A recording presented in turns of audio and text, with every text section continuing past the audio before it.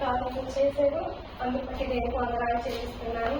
ముందుగా నేను ఇక్కడికి రావడానికి దేవుని నడిపింపుని బట్టి వందనాలు. నన్ను నా స్నేహితులను స్వరూప తీసుకొచ్చిందండి. అందుని బట్టి దేవునికి వందనాలు చెల్లిస్తున్నాను. నేను 2025 నవంబర్లో నేను ఇక్కడికి వచ్చానండి. అంటే తెలుగు వర్షిప్కి నేను పాటలు పాడి తెలుగు పాటలు ఈ పాటలు పాడి చాలా అంటే మేబీ 6 years అయిపోయింది. ఇక్కడికి వచ్చిన తర్వాత నేను తెలుగు పాటలు పాడటం మొదలు పెట్టాను. అందుని బట్టి దేవునికి వందనాలు చెల్లిస్తున్నాను. ఈ చర్చిలోకి వచ్చి అడిగితే మనస్ఫూర్తిగా ఆయన ప్రార్థించి అడిగితే ఆయన అన్ని దయచేసే దేవుడండి. అది నేను రుచి చూసి తెలుసుకున్నాను. అందుని బట్టి దేవునికి వందనాలు చెల్లిస్తున్నాను. బైబిల్ స్టడీ కావాలివ్వండి, సండే ప్రేయర్లో కానీ నేను అనేక విషయాలు తెలుసుకున్నాను. కొత్త విషయాలు, నాకు తెలియని విషయాలు, వాటి ద్వారా బాగా బలపడి దేవుని ఏ విధంగా ఆరాధించాలి, ఏ విధంగా స్తుతించాలి, గణపరచాలి, ఏ విధంగా ప్రార్థన చేస్తే దేవుడు మన ప్రార్థన ఆలకిస్తాడు అనేవన్నీ నేను నేర్చుకున్నానండి. అందుని బట్టి దేవునికి వందనాలు చెల్లిస్తున్నాను. దేవుడు మా జీవితంలో చేసిన గొప్ప కార్యములు వర్ణించలేను. అందుని బట్టి దేవునికి వందనాలు చెల్లిస్తున్నానండి.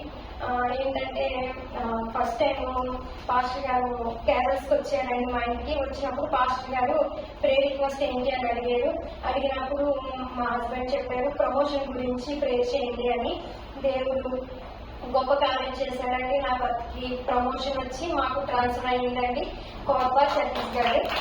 మీకు నేను వందనాలు చెల్లిస్తున్నాను.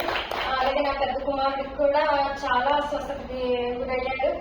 పాస్టర్ గారి చేత ప్రార్థన చేయించాను. దేవుడు మనకి స్వస్థత ఇచ్చాడండి. అలాగే నా భర్తకు కూడా ఫిస్టుల సర్జరీ అయ్యింది. అది కూడా చాలా క్రిటికల్ అయిందండి. ఆయన పాస్టర్ గారు ప్రార్థన చేయమన్నప్పుడు చేశారు. మీరందరూ ప్రార్థన చేశారు. అందుని బట్టి దేవునికి వందనాలు చెల్లిస్తున్నానండి.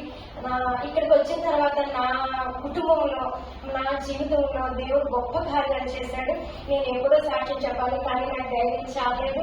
కానీ నేను దేవుడిని అడిగిన దేవా నా భర్తకి ప్రమోషన్ వస్తే ఏమైనా సరే నేను సాక్ష్యం చెప్తాను, నేను సాక్ష్యం నిలబెట్టుకోవాలని నేను ప్రార్థన చేశానండి. అందుని బట్టి దేవునికి వందనాలు చెల్లిస్తున్నాను. ఆదివారం ప్రార్థన నేను అస్సలు మిస్ అవ్వనండి. ఎంత ఏదైనా సరే 6:30 కల్లా నేను అటెండ్ అయిపోతాను. ఎందుకంటే స్వర్గ దాంటి చెప్తాడు. ఏంటంటే అవన్నీ కొత్తవి అనమాట.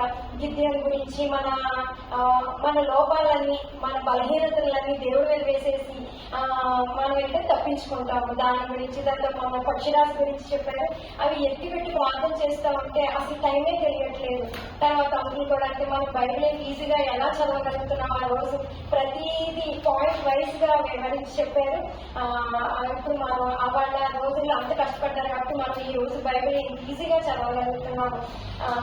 ఇలాగా కొత్త విషయాలన్నీ నేను నేర్చుకున్నానంటే బైబిల్ స్టడీలో కూడా చాలా బలపడ్డాను. అందుని బట్టి దేవునికి వందనాలు చెల్లిస్తున్నాను.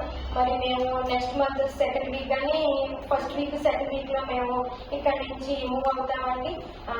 మీరందరూ మీ అనుదిన ప్రార్థనలో మా కుటుంబం గురించి జ్ఞాపకం చేసుకుని మీరందరూ మా కుటుంబం గురించి ప్రార్థన చేస్తున్న మీకు అందరికీ వందనాలు చెల్లిస్తున్నాను. స్వచ్ఛంగా పాస్టర్ గారికి, ఆంటీ మీకు అందరికీ వందనాలు చెల్లిస్తాను. దేవుడి చిన్న సాక్ష్యం గురించి